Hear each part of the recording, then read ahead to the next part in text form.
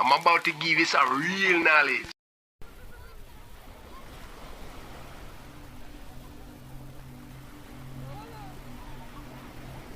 There is a battle taking place right now. It's a battle for attention, positive versus negative. Most of us are caught in the middle, oscillating between the two. But the negative is powerful and well versed in capturing our attention.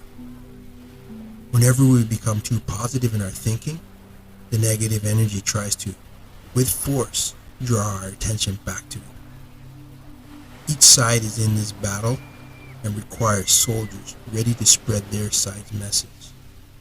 We all, consciously or unconsciously, will choose a side and dig in to that side's perspective and message.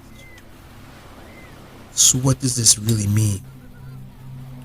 What it means is, whenever there's negative things happening, it naturally draws our attention using fear, using anxiety, anger, and sometimes hate. And it wants us to chime in to this low energy, to chime in, to get involved, to be part of that conversation and to spread that conversation and message. The message that everything is doom and gloom, that bad things are happening all around us all the time.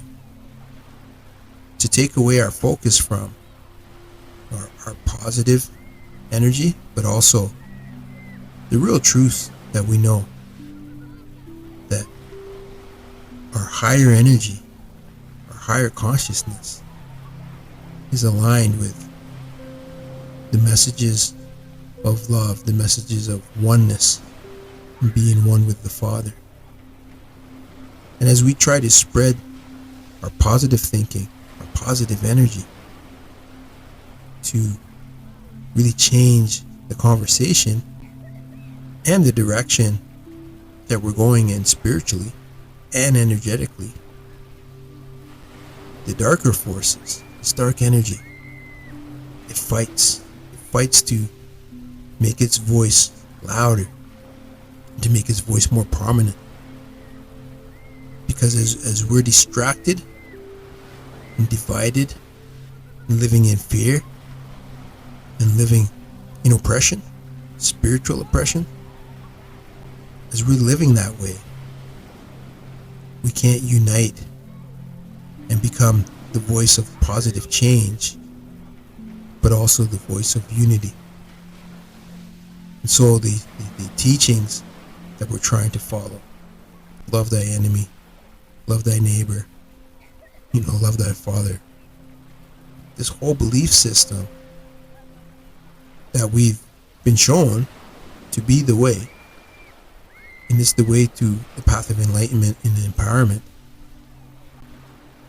that in itself has always been a threat to this negative energy, this control system that wants to control our attention, wants to control our thoughts, wants to control our actions. Because power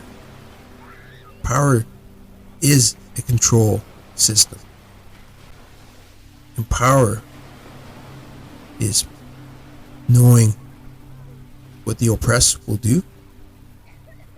When you're enlightened and when you're empowered, all of a sudden you're unpredictable. You're uncontrollable. This is why the positive energy is so dangerous, and why there's this constant battle, positive versus negative. And you can see it play out constantly on social media, in traditional media, and podcast media, on all types of media. And you can see it in advertising. Always low energy, trying to draw you to buy things you don't need, to do things that you don't really need, for status, for recognition,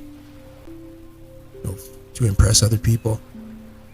But these are negative acts and negative energy.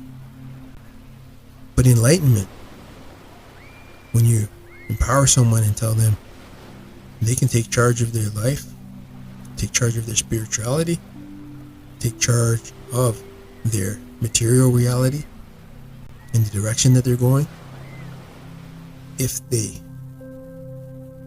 put the negative kind of on the back burner, put it in silent mode, don't really get involved. You can be aware, but don't be a part of the conversation.